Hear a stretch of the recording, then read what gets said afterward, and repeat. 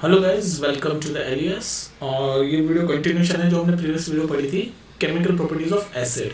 तो हमने chemical property of acid पढ़ा था प्रीवियस वीडियो में, और हमने देखा था कि एसिड अगर मेटल के साथ रिएक्ट करता था तो क्या होता था, एसिड आपका मेटल कार्बोनेट के साथ रिएक्ट करता था तो क्या होता था, एसिड आपका मेटल ऑक्साइड के साथ रिएक्ट करता था तो क्या होता था। तो मतलब बेसिकली सारे टाइप ऑफ केमिकल प्रॉपर्टी हमने देख ली थी एसिड की, डिफरेंट डिफरेंट रिएक्शन के साथ। तो वही काम हम बेसिस के साथ करने वाले हैं कि डिफरेंट डिफरेंट हम बेसिस को देखेंगे कि अगर वो मेटल के साथ, नॉन मेटेलिक ऑक्साइड के साथ रिएक्ट करेंगे तो क्या बनेगा, क्या होगा। तो बेसिकली अब हम पढ़ रहे हैं इस वीडियो में केमिकल प्रॉपर्टी ऑफ बेसिस।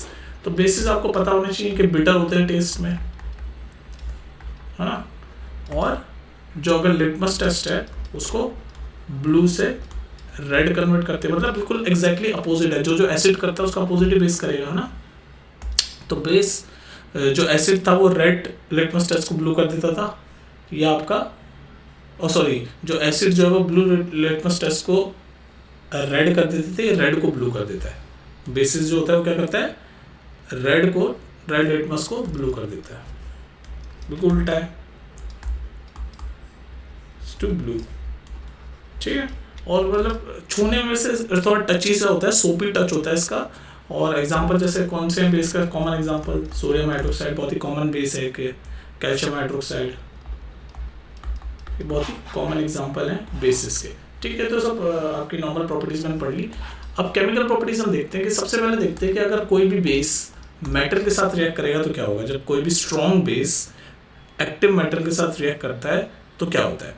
तो देखो, मान लो आपका ये है मेटल, ठीक है, ये रिएक्ट किया किसके साथ, बेस के साथ। तो आपका क्या बनाएगा, आपका बनाएगा सॉल्ट प्लस और क्या होगा, और हाइड्रोजन गैस। तो ये तो सेम वैसी है। आपको याद है प्रीवियस वीडियो में मैंने बताया था कि अगर एसिड मेटल के साथ रिएक्ट करेगा तो क्या होगा, तो भी यही होता था, सॉल्ट और हाइड्रोजन गैस इवॉल्व होती थी। तो वही सेम है। इसका एग्जाम्पल देख लो यहाँ पर ताकि चीज़ें और क्लियर हो जाए। इसका एग्जाम्पल देख लो। तो एग्जाम्पल ये, कोई भी मेटल है, मान लो जिंक मेटल ले लिया मैंने, ठीक है। तो ये जिंक मेटल मैंने ले लिया और कोई बेस ले लिया। तो बेस मैंने बताया कॉमन बेस ले लेते हैं सोडियम हाइड्रोक्साइड, ये बहुत ही कॉमन बेस है सोडियम हाइड्रोक्साइड, ये ले लिया। तो जब ये रिएक्ट करेगा तो क्या है, बिल्कुल ये जनरल इक्वेशन है, जैसे हम एसिड में कर देते हैं ना जनरल इक्वेशन। ये जनरल इक्वेशन है कि कोई मेटल बेस के साथ रिएक्ट करता है तो सॉल्ट बनता है और हाइड्रोजन गैस बनती है।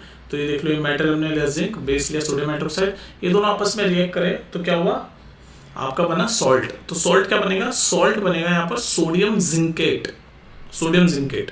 तो सोडियम, ये हो गया सोडियम और जिंकेट, और आपका हाइड्रोजन गैस इवॉल्व हो जाएगी। और देखो, ये बैलेंस इक्वेशन करना मैं आपको सिखा चुका हूँ, देख लेना अगर आपको बैलेंस करना नहीं आता तो। यहाँ देखो, सोडियम के यहाँ पर 2 आइटम है, तो यहाँ तो एक ही है, तो यहाँ 2 लगाना पड़ेगा। और आई थिंक अब सारी चीज़ें आपकी बैलेंस हो जाएगी ऑलरेडी, ठीक है। एंड वैसे बैलेंस वाली बात को आप अगर समझ नहीं आती तो बैलेंस वाली वीडियो देख लेना, how to balance chemical equations. तो ये आपका किस चीज़ का एग्जांपल हो गया, रिएक्शन ऑफ बेस विद किस, विद व्हाट, विद मेटल। ये हमने देखा। तो एग्जांपल आपको याद रखो, एग्जाम में इस तरह पे क्वेश्चन आ जाएंगे। पूछ भी सकता है कि भाई explain the reaction of metal with base and give the example. तो आप ये एग्जांपल दो और ये एक्सप्लेन करो कि भाई जब मेटल बेस के साथ रिएक्ट करता है तो सॉल्ट बनता है और हाइड्रोजन गैस बनती है, ठीक है। तो एक पहली प्रॉपर्टी हो गई chemical property first, reaction of base with metal. तो इसी तरह से बिल्कुल वही पैरेलल चल रहा है जो reaction chemical properties of acid पढ़ा रहा था ना मैं, सेम वैसे ही बस अब केमिकल प्रॉपर्टी ऑफ बेस पढ़ा रहा हूँ मैं।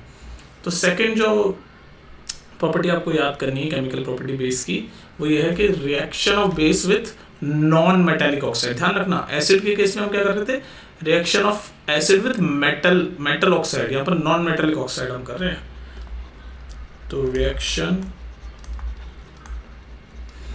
ऑफ बेस विथ नॉन, ये नॉन पे मैंने क्यों एम्फेसिस दिया है, बिकॉज हमने एसिड के केस में एसिड और मेटल ऑक्साइड के बीच में रिएक्शन देखा था। याद है आपको मेटल ऑक्साइड बोला, वो कॉपर ऑक्साइड प्लस HCl मैंने देखा था, फिर सॉल्ट और वाटर बना था CuCl2 प्लस H2। अगर याद नहीं है तो प्रीवियस वीडियो देख लो यार, यही तो बात है, याद ही नहीं करते तुम लोग। Reaction of base with non metallic oxide.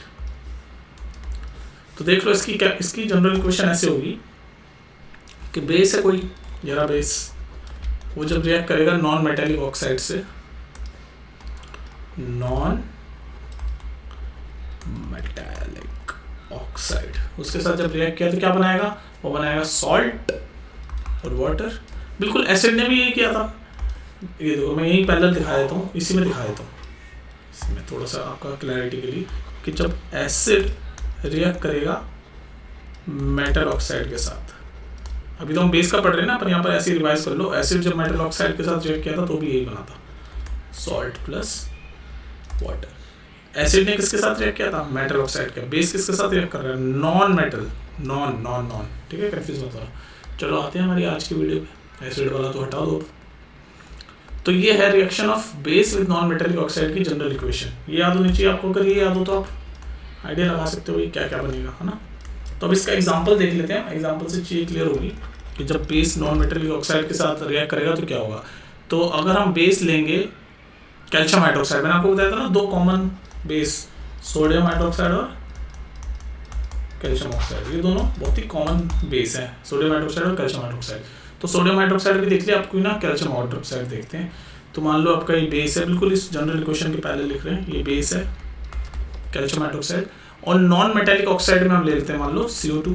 अब आप कहोगे CO2 कैसे नॉन मेटेलिक है, भाई कार्बन क्या है, नॉन मेटेलिक तो है कार्बन, और ये O2 तो नॉन मेटेलिक ऑक्साइड ही तो है, ये CO2 क्या है, एक तरीके का नॉन मेटेलिक ऑक्साइड है। तो ये बेस और नॉन मेटेलिक ऑक्साइड जब रिएक्ट करे तो क्या बनेगा, सॉल्ट बनेगा और वाटर बनेगा। तो देखते हैं कैसे बनता है सॉल्ट। तो आपका सॉल्ट बनेगा कैल्शियम कार्बोनेट, ये सॉल्ट है, कैल्शियम कार्बोनेट एक तरीके का सॉल्ट है। और क्या बनेगा, वाटर, वाटर क्या होता है, पानी। और अब देख लो बैलेंस है कि नहीं, कैल्शियम का एक ही है, हाइड्रोजन के दो हैं, ऑक्सीजन के यहाँ पर कितने हैं, ऑक्सीजन के यहाँ 3 है, 2 ये और 2 4 है, सॉरी ऑक्सीजन के यहाँ 4 है और यहाँ पर भी 4 है। तो ये बैलेंस चाहिए, ठीक है। ये बैलेंस करना में कन्फ्यूजन तो नहीं होती आपको, बैलेंस करने में अगर कन्फ्यूजन हो रही है तो जाके देख लो।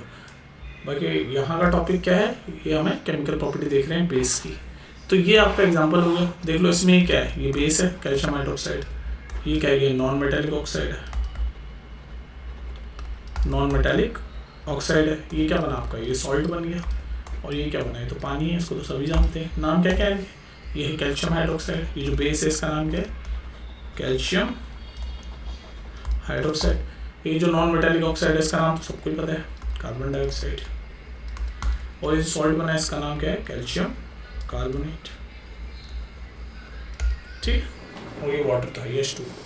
तो ये था आपका केमिकल प्रॉपर्टी ऑफ बेस, जिसमें हमने दो चीजें पढ़ी, एक तो जब बेस आपका मेटल के साथ रिएक्ट करता है, और एक जब बेस आपका नॉन मेटेलिक ऑक्साइड के साथ रिएक्ट करता है तो क्या क्या होता है, ठीक है। अब मुझे एक चीज बताओ, तो अभी हमने देख लिया केमिकल प्रॉपर्टीज ऑफ एसिड, इस चैप्टर में हमने 2 वीडियो बना ली। एक तो हमने देख लिया जब एसिड की केमिकल प्रॉपर्टीज, है ना। आज यार बहुत ज़्यादा आलस आ रहा है, पता नहीं क्यों, ठीक है। दूसरा हमने देख लिया बेस की केमिकल प्रॉपर्टीज, बेस की केमिकल प्रॉपर्टीज देख ली, 2 चीज़ें देख ली हमने 2 वीडियो में, 2 चीज़ें देख ली, एसिड की केमिकल प्रॉपर्टीज देख ली, बेस की केमिकल प्रॉपर्टीज देख ली, एग्जांपल के साथ देख ली। अब जो नेक्स्ट वीडियो आ रही है ना, उसमें मैं आपको दिखाऊंगा कि जब एसिड वाटर में होता है तब क्या होता है, या बेस जब वाटर के साथ रिएक्ट करता है तब क्या होता है, ठीक है।